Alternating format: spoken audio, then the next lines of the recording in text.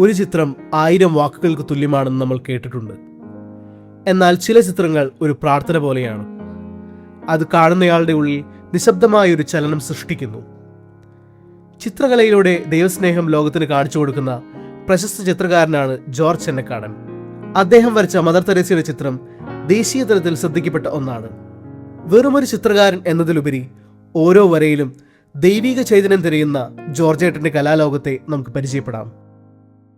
നമ്മുടെ വാട്ടർ കളറിൻ്റെ ചെറിയ ബോക്സ് ഏതൊരു കട ലാലം ചെയ്ത് പോകുമ്പോൾ അത് സ്കൂളിൽ വന്നിട്ട് എൻ്റെ ക്ലാസ്സിലെ ഒരു കുട്ടി ഇത് കൊടുക്കാമെന്ന് പറഞ്ഞു. അപ്പോൾ ഞാൻ ആ ചെറിയ പെയിൻറ് ബോക്സായിട്ട് വീട്ടിൽ വന്ന് അപ്പൻ്റെ അടുത്ത് പറഞ്ഞപ്പോഴാണ് അതിൻ്റെ വില 1.25 രൂപയ്ക്കാണ് ഞാൻ തരാമെന്നാണ് പറഞ്ഞ അടുത്ത്. അപ്പം ഞാൻ ഈ 1.25 രൂപയുടെ വാല്യൂ നമുക്കറിയില്ല, 5 പഠിക്കുമ്പോഴാണ്. ആക്ച്വലി വീട്ടിൽ സാമ്പത്തികമായിട്ട് കഷ്ടപ്പെട്ടൊക്കെയാണ് മാതാപിതാക്കന്മാർ, ഞങ്ങൾ 4 മക്കളാണ് വളർത്തിയതും ഇത്രയും പേര് എത്തിയതും.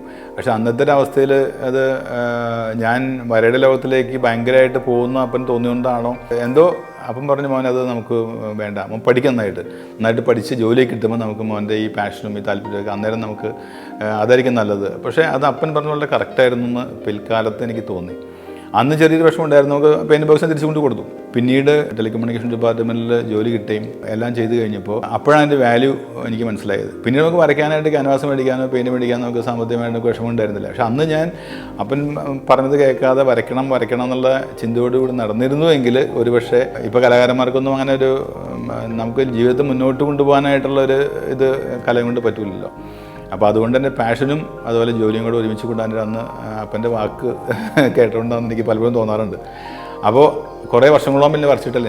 ഞാൻ വരയ്ക്കാൻ പഠനം ജോലിയൊക്കെ ആയിട്ട് വരയ്ക്കാൻ പറ്റിയിട്ടില്ല. കൂടുതലും വരയിലേക്ക് വന്നത് അണക്കര, ഞാൻ ഡിപ്പാർട്ട്മെൻറ്റിൽ BSNL ആയിരിക്കുമ്പോൾ ഒരു ട്രാൻസ്ഫർ കിട്ടി അണക്കരയ്ക്ക്.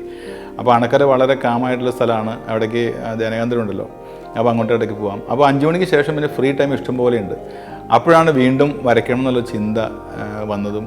ഇവിടുന്ന് നാട്ടിൽ നിന്ന് ക്യാൻവാസ് മേടിച്ച് കൊണ്ടുപോകുന്നു, പെയിൻറ്റ് വാങ്ങിച്ചു കൊണ്ടുപോകുന്നു, അവിടെ വെച്ച് വരച്ച് അങ്ങനെയാണ് സ്റ്റാർട്ടിങ് തുടങ്ങി. അവിടെയാണ് മറ്റേ മാതാവിൻ്റെ വേണ്ടിയിട്ടാണ് അവിടെ ആദ്യം വരച്ചത്. പിന്നീട് അങ്ങനെ കുറേ വരച്ചു. പിന്നെ ഇതുവരെ ഏതാണ്ട് 10 വർഷത്തോളം കണ്ടിന്യൂസ് ആയിട്ട് തന്നെ വരയ്ക്കാത്ത ദിവസങ്ങളില്ല.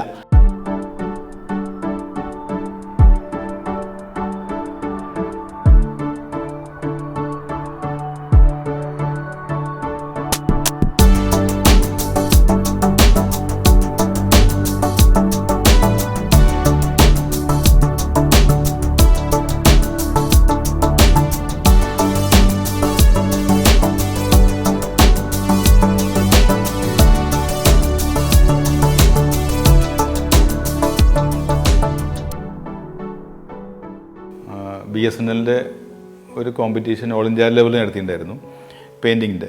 അപ്പോൾ ഞാൻ ശരിക്കും പറഞ്ഞാൽ ഈ പെയിൻറ്റിങ്, എൻ്റെ പെയിൻറ്റിങ്ങും അതോട് ബന്ധപ്പെട്ട കാര്യങ്ങളൊന്നും ആർക്കും അറിയില്ലായിരുന്നു. അത് രഹസ്യമായിട്ട് എൻ്റെ സ്വന്തം പാഷനായിട്ട് അങ്ങനെ കൊണ്ടുപോയിക്കൊണ്ടിരിക്കുന്ന ഒരു അവസരത്തിലാണ് ഈ കോമ്പറ്റീഷൻ വരുന്നത്. അപ്പോൾ എൻ്റെ പടങ്ങൾ കുറച്ച് കണ്ടിട്ടുള്ള എൻ്റെ സുഹൃത്ത് എറണാകുളത്ത് വെച്ചിട്ട് ജോലി അയക്കണമെന്ന് നിർബന്ധമായിട്ട് പറഞ്ഞപ്പോഴാണ് സത്യം പറഞ്ഞാൽ ഞാൻ ഈ കോമ്പറ്റീഷന് വേണ്ടിയിട്ട് അയച്ചത്. അങ്ങനെ അയച്ച് ഓൾ ഇന്ത്യ ലെവലിലെ കോമ്പറ്റീഷനായിരുന്നു. ഏതാണ്ട് 60,000-ഓളം പെയിൻറ്റിങ്സ് ഉണ്ടായിരുന്നു. അതിനകത്ത് ഫസ്റ്റ് പ്രൈസ് ദേവാനുഗ്രഹത്താൽ എനിക്ക് അത് ഡിപ്പാർട്ട്മെൻറ്റ് തന്നു. അത് കിട്ടിയതാണ് മദർ തെരേസയുടെ പെയിൻറ്റിംഗ് ആയിരുന്നു അത്. അപ്പോൾ ഓൾ ഇന്ത്യ ലെവലിലെ കോമ്പറ്റീഷന് പല വെറൈറ്റി പെയിൻറ്റിങ്സ് ഉണ്ടായിരുന്നു. ഹിന്ദു ഗോഡ്സിൻ്റെ ഉണ്ടായിരുന്നു, പിന്നെ ഒത്തിരി ഉണ്ടായിരുന്നു. പക്ഷേ അവിടുത്തെ പാനലിന് ഏറ്റവും ഇഷ്ടമായത് ഒരുപക്ഷെ നമ്മുടെ മദർ തെരേസ ആയിരിക്കും. അതുകൊണ്ട് അതിനകത്ത് ശരിക്കും അത് സെലക്റ്റായി. അങ്ങനെ ഫസ്റ്റ് പ്രൈസ് തന്നെ അത് കിട്ടിയിട്ടുണ്ടായി.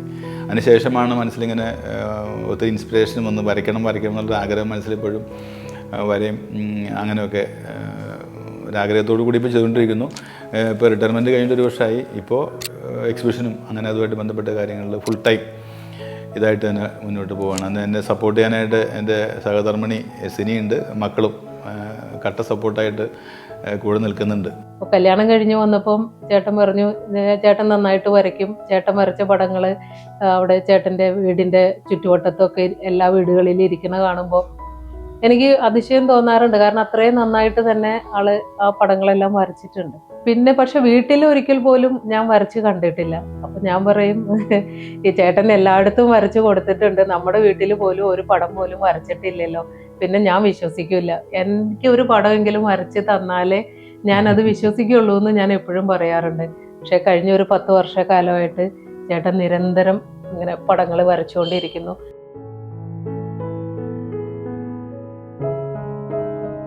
ഈ പോർട്രേറ്റ്സുകൾ വരയ്ക്കാനായിട്ടാണ് എനിക്ക് കൂടുതൽ താല്പര്യം, ആൾക്കാരുടെ മുഖങ്ങൾ വരയ്ക്കാനായിട്ട്. പണ്ടും അത് തന്നെയാണ് ശീലിച്ചേക്കണത്. പക്ഷേ സീനറിയും കാര്യങ്ങളൊക്കെ അബ്സ്ട്രാക്റ്റ് സ്റ്റൈലൊക്കെയാണ് ഇപ്പോൾ കൂടുതലും വരയ്ക്കുന്നതെങ്കിലും എന്നെ സംബന്ധിച്ച് വ്യക്തിപരമായിട്ട് റിയലിസം എന്നുള്ള രീതിക്കാണ് ഞാൻ കൂടുതൽ ഇഷ്ടപ്പെടുന്നത് തന്നെ. പല മേഖലകളുണ്ട് വരയ്ക്ക്, അത് പലരും പല രീതിക്ക് തന്നെയാണ് ചെയ്യുന്നത്. വ്യക്തിപരമായിട്ട് എൻ്റെ ഒരു താല്പര്യം പോർട്രേറ്റ്സുകൾ വരയ്ക്കുക, റിയലിസ്റ്റിക് ആയിട്ടുള്ള പടങ്ങൾ വരയ്ക്കുക, അത് ഓയിൽ പെയിൻറ്റും അക്രിലിക്കും ഈ രണ്ടും ഞാൻ ചെയ്യുന്നുണ്ട്. അത് ക്യാൻവാസിലാണ് വരയ്ക്കുന്നത്, പേപ്പറല്ല, റിയൽ ക്യാൻവാസാണ്. അപ്പോൾ ഈ പടങ്ങളുടെ ഒരു കാലഘട്ടം എന്ന് പറഞ്ഞാൽ അത് എവർലാസ്റ്റിംഗ് ആണ്. ഒരിക്കൽ പോലും ഒരു 10 തലമുറകളോളം നിൽക്കുന്ന ഇതാണ് ക്യാൻവാസ് പെയിൻറ്റിംഗ് എന്ന് പറയുമ്പോൾ. ഒരു പടം വരയ്ക്കാനായിട്ട് അത് ഡിപ്പെൻസ് ആണ്. ഇപ്പോൾ മദർ തെരേസയൊക്കെ എനിക്ക് തോന്നുന്നു ഞാൻ ആഴ്ചകളോളം മാസങ്ങളോളം എടുത്തിട്ടുണ്ടാവും. പിന്നെ മുഖങ്ങൾ വരയ്ക്കുമ്പോൾ റിയൽ തന്നെ അങ്ങനെ കോപ്പി ചെയ്യാറില്ല, ഭാവങ്ങൾ നമുക്ക് മാറ്റാൻ പറ്റുമല്ലോ.